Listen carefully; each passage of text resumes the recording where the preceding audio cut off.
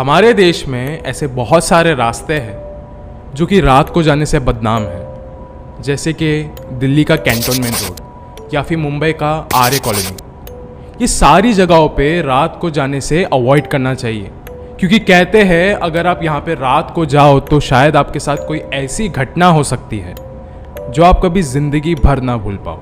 And आज मैं एक ऐसे ही रास्ते की बात करने वाला हूँ जो कि इन दोनों रास्ते से भी ज़्यादा खौफनाक है।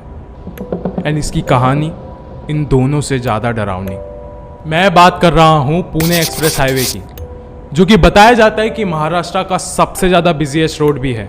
एंड इसका जो सबसे पहला टनल है वो हॉन्टेड है, खासकर पूर्णिमा की रात को। एंड चौंकाने वाली बात तो ये है कि इसे हॉन्ट कौन करता है। इसे हॉन्ट करती है एक ऐसी बॉलीवुड की एक्ट्रेस जो कि कई सालों पहले इसी टनल में मारी गई थी। आज हम इस वीडियो में इसी के हॉरर इंसिडेंट्स के बारे में बात करेंगे जो कि आपको आज तक किसी ने भी नहीं बताई। वीडियो शुरू करने से पहले ऐसे और हॉरर और मिस्टीरियस वीडियोस देखने के लिए सब्सक्राइब कर दीजिए इस चैनल को।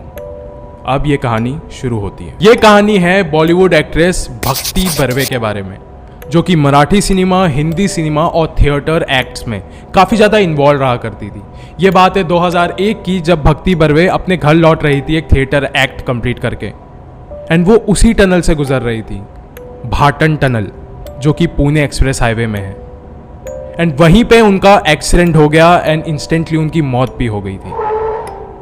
कहा जाता है कि ये टनल उसी दिन से काफ़ी ज़्यादा श्रापित है। ये थी उनकी डेथ स्टोरी।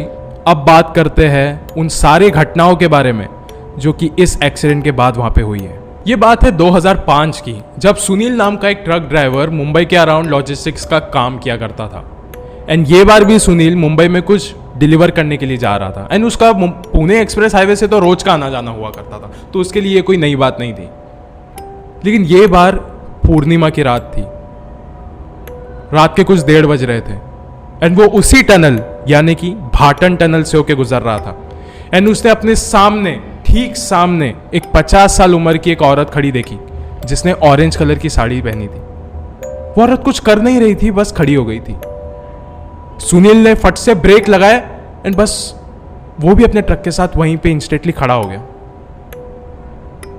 एंड अचानक से वो औरत गायब हो गई। एंड फिर सुनील को लगा कि शायद से रात के 1-1:30 बज रहे हैं एंड शायद से मैं नींद में रहूँगा।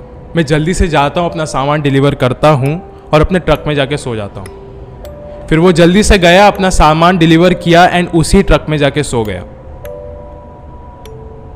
थोड़ी देर बाद उसने सुना कि एक औरत की रोने की आवाज़ आ रही है, एक बूढ़ी औरत की।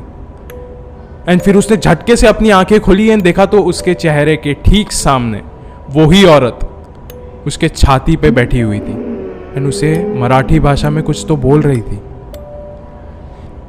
सुनील ने ये सब चीजें देखी एंड वो बेहोश हो गया। सुबह में उठा और अपने मालिक को जाके सब कुछ उसने सच बता दिया। मालिक ने पता नहीं क्यों उसकी सारी बातें इग्नोर कर दी।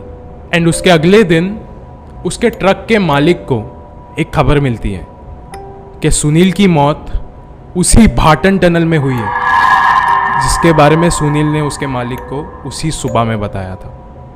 एंड जब डॉक्टर्स की रिपोर्ट आई, उसके अंदर पता लगा कि सुनील की मौत ट्रक के एक्सीडेंट से नहीं हुई थी, हार्ट अटैक से हुई थी। यानी कि उसने कोई ऐसी चीज देखी जो कि उसका दिल सह नहीं पाया। आप सबको पता है कि उसने किसे देखा था, उसी बूढ़ी औरत को जिसको सुनील ने रात में देखा था उसके छाती पे बैठा हुआ।